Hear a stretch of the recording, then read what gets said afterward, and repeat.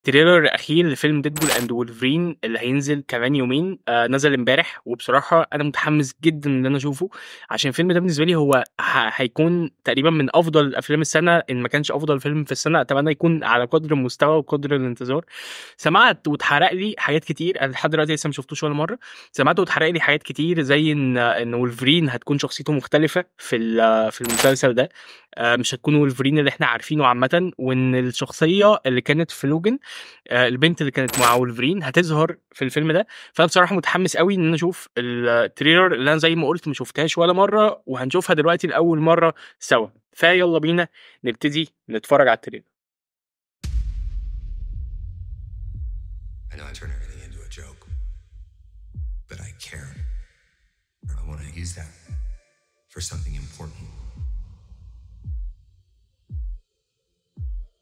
I waited a long time for this team up.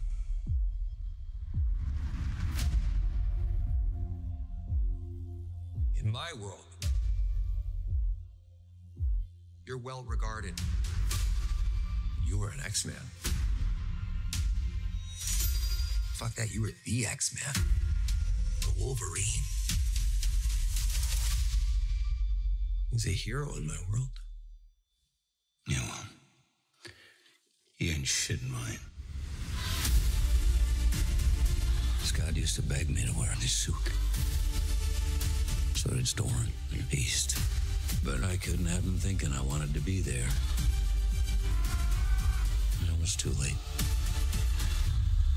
It's only 9 people, but my entire world is right here in this picture. And I have no idea how to save it alone, but you know how to save it.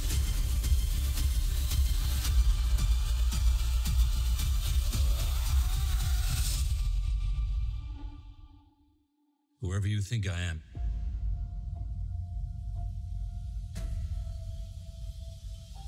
you got the wrong guy.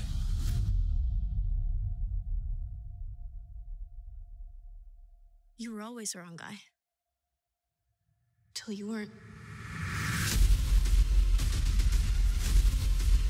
Are you ready? Fuck yeah, I'm ready. I'm the Wolverine.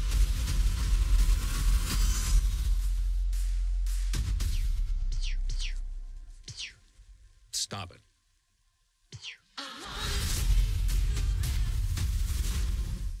يا جماعه التريلر جامده قوي، كل التريلرز اللي نزلت في المسلسل ده حرفيا تحفه. شفنا حاجات كتير قوي فيها. ليدي ديدبول موجوده في التريلر ده. انا يا نهار ابيض يا جدعان، انا متحمس قوي للفيلم ده يا جدعان بطريقه مش طبيعيه حرفيا. التريلر حلوه زي ما قلت. ظهر فيها حاجات كتير عايزين نشوفها، مثلا الشخصيه الجديده بتاعت وولفرين اللي احنا مش متعودين عليها. احنا متعودين على وولفرين بتاع العالم بتاعنا، ومن الباين كده ان هي هتكون شخصيه بسبب تداخل العوالم ظهرت وهكذا. فانا متحمس اشوف الشخصيه الجديده دي، اول مره اشوف وولفرين بالهيئه دي او بالاسلوب ده او بالطريقه دي. ظهور ليدي ديدبول برضو خرافي حرفيا. غريب، اول مره نتفرج عليها وشكلها غريب وتحس ان انت عايز تشوفها كده اكتر، وهتبقى الميكس بينها وبين ديدبول هيبقى عامل ازاي. زي ما احنا عارفين الفيلن الاساسي بتاع الفيلم بتاعنا هيكون جين. جين اللي هي كانت في افلام الاكس مان وهكذا ومش عارف ايه، وقوتها الرهيبه المش طبيعيه وكده. بصراحه انا حاسس ان هو يبقى فيلم تحفه. وزي ما قلت على فكره، انا كنت عامل تريلر رياكشن على التريلر الاولى من المسلسل ده، وكنت متوقع حاجات كتير قوي، زي مثلا ان دكتور سترينج ممكن يظهر، الافنجرز ممكن يظهروا وحاجات كده. انا لحد دلوقتي متوقع ده، متوقع ان هيكون في مفاجاه مش موجوده في التريلر زي كل افلام مارفل بالمناسبه. اغلب افلام مارفل كده مش بيبقوا قايلين على كل حاجه وهكذا، ودي حاجه احنا بنحبها فيهم. فانا بصراحه اتمنى ان ده يحصل، واتمنى ان التوقعات دي تبقى حقيقيه، عشان نرجع تاني لعالم مارفل السينمائي والتدهور اللي حصل فيه يقل شويه. بس كده اتمنى تكون الحلقه عجبتكم، ولو الحلقه عجبتكم يا ريت ما تنسوش تعملوا لايك ريفيو سبسكرايب للشانل عشان يوصلكم كل جديد بقدمه. واشوفكم على خير في حلقات كتير جدا جايه، وسلام.